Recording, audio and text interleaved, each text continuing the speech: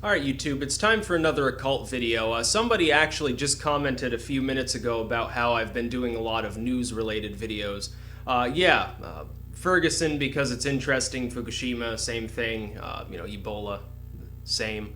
But yeah, I wanted to make more occult videos anyway. This one covers several topics.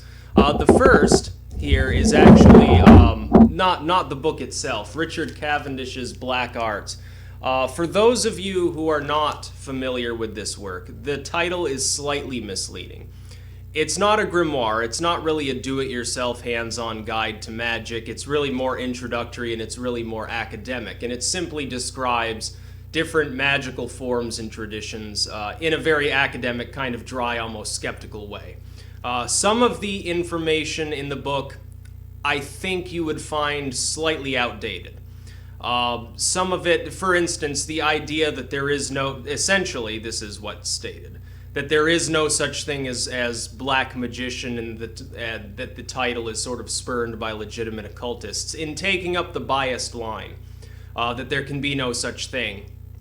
I can immediately say that the work itself is not entirely factual. It's very good, it's very interesting, and it's definitely worth reading. You can get hardcover or softcover copies off eBay. It's not that expensive. It's one of the cheaper sort of, Occult 101 manuals. And it's definitely one of the better written ones. But you have to take some of it with a grain of salt. One thing I did want to go over that is covered in this work as well as others is the concept of number systems.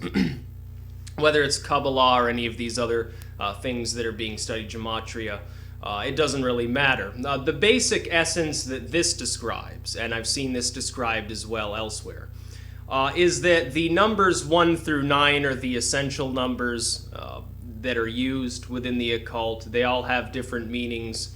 The odd numbers most often are associated with the male, because if you represent odd numbers graphically in their simplest form, a line of 3 dots, they always have a center to them. Literally a dot or whatever figure or symbol you're using is in the center, representing the male generative force, quite literally the cock, the phallus. With an even number, that's considered female, because you always, in the middle, you have a gap, an opening that needs to be filled by that extra digit that represents the vagina. This may be an oversimplification of number systems, and it may be sort of a new age look at them. It may literally have nothing to do with the authentic numbering systems of the past, but it is interesting. And in this system, for instance, 5 is considered the number of the natural man, the physical male sexual essence. It's right in the middle of the sets. It's odd, again, so it's a male number. And this is considered penultimate and important. And 3 is sort of a lower level of male figure, and the generative, specifically reproductive force, whereas 5 also represents the lustful force. 2 represents, the pure female essence, because it would be the lowest in that set. Number 1 is technically male, but also technically agendered, because of its lack of combinational ability. It gets into some arcane material, and I could make a much longer video about this, but it doesn't really matter. One thing I wanted to point out, within this sort of Hebraic-style numbering system that's being alluded to, is that there can generally be no significance to the higher numbers outside of these sets unless they are broken down. Essentially what you've got is, if you've got a larger number, and this, I've seen different systems for breaking down larger numbers. But essentially, for instance, the number 666, technically, if you're breaking it down in some traditions, you're adding the 3 6s together, it makes 18, you add 1 and 8 to make 9. Or you may reserve the 1 and the 8 for other purposes. Or you may divide or there are a million different systems. I mean, literally, it's almost impossible to tell which of these systems would have been used in ancient times, because people claim all these weird different things. In a way, I think it almost gets into the realm of nonsensical nature here, because there are so many different ways to break it down, so many different significances to these numbers. Even the idea of, like, the mark of the beast at 666. Well, what the hell is that supposed to mean? Are you talking about the Hebraic system of numbering names? And are you simplifying it? Is it a broken down number that we're talking about, or the actual number 666? Or are you talking about something more symbolic?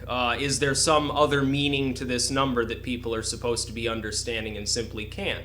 And is the text itself steganographic in nature, or is it meant to be taken as a literal prophecy?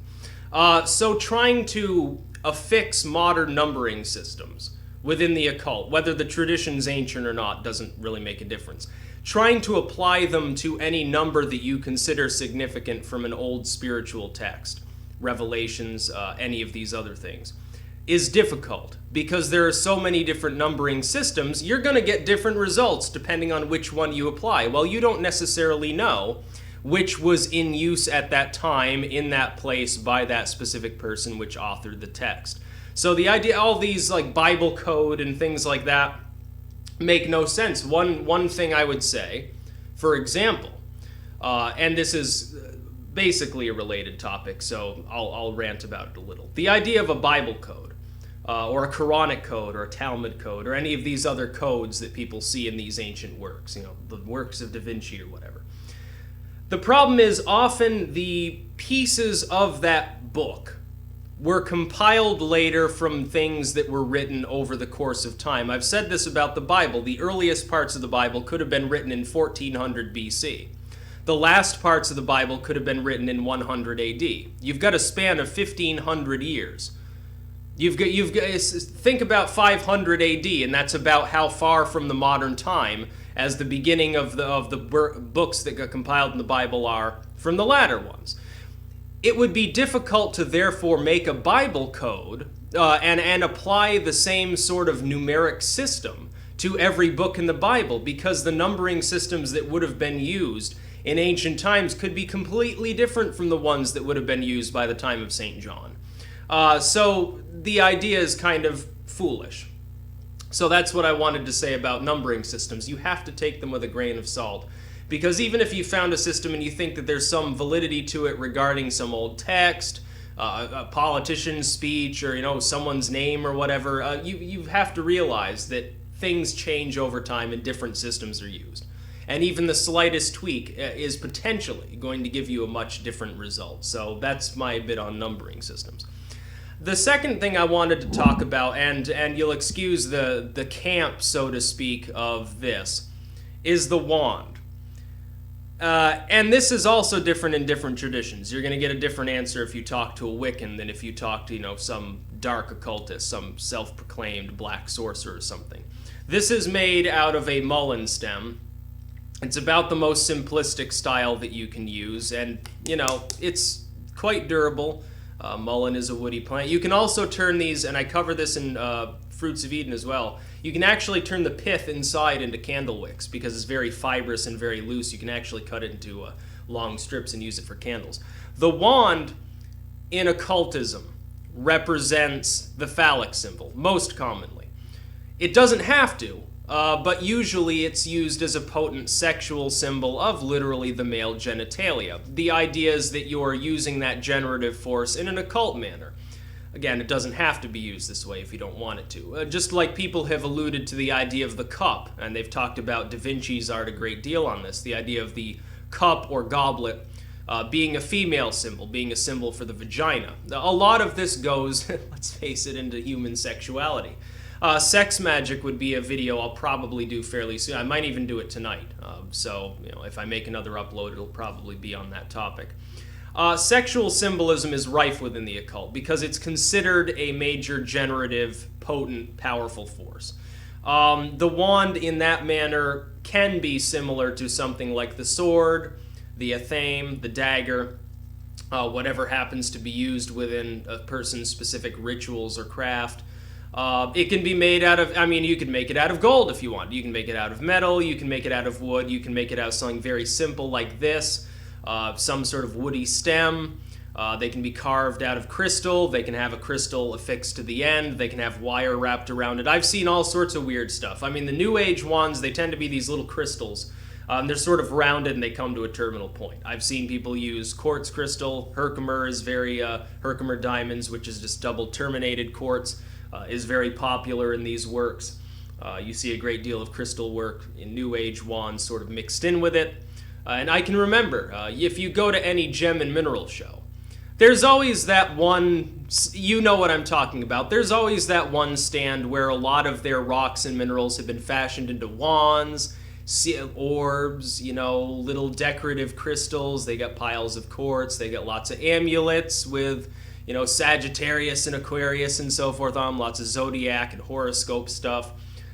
Star charts. They're usually selling little booklets you can ask about under the counter if you know who to ask. A lot of the New Age stuff, it's meant to look shiny and it's meant to look occult. This doesn't seem traditional. Even if you look, I made a video about plague doctors several months ago. If you look at the medieval depiction of a plague doctor, normally what you see is they've got a long stick and they appear to be usually prodding a patient or, gesturing in some quasi-occult manner with it. The physical aspect of this would be simply it was something to investigate the patient, lift up their clothes and so forth in order to not get the bubo pus on them. The other part is this must have been very intimidating. It showed everyone around him, yes, I'm the man in charge, I'm the one who can heal you, I'm the big guy, so don't fucking get in my way, or this stick will go through your eye socket. And everybody knew better than to mess with the plague doctor. It's the same thing. In modern occultism, you see the same thing. Daggers have slightly been replacing wands, I think. I think bladed instruments have been largely replacing the use of the wand in some craft. Others continue to use, something standard. And then, let's face it, this is free. I can make 1,000 of these with all the mullein plants that grow around here. I've thought about, you can sell mullein stick wands, give it to your kid or whatever who's a Wiccan for, $2 or something. All you got to do is carve it. Literally, you just hang up the piece of stem and let it dry. You don't have to cure it. You don't have to do anything to it. It's rugged, It's not going to break easily. A little kid's not going to break it because it's essentially a piece of lightweight wood. It's basically the consistency of balsam wood. You can go for cheap, or I've seen some that are very expensive. It's like if you look at Masonic ritualism, which, by the way, and again I'll say this, is not exactly occultism. It's really more ritualized Christianity in the vein of Roman Catholicism more than anything. They have their own swords. They don't use a wand because that would be unacceptable to their Christian tradition. But they use a sword, and it's a very specific sword. It has little tassels hanging off of it, and it's got a very specific length, usually measured according to Masonic measurements. And that's what they use to direct their rituals. And it's essentially the same symbol. And this is important within many occult traditions, just like the cup. For the offering of a sacrament, when you're talking about the Roman Catholic Mass, and you see, the priest blesses the wine or the grape juice sometimes, in the little golden cup and so forth, what do you think that's actually representing?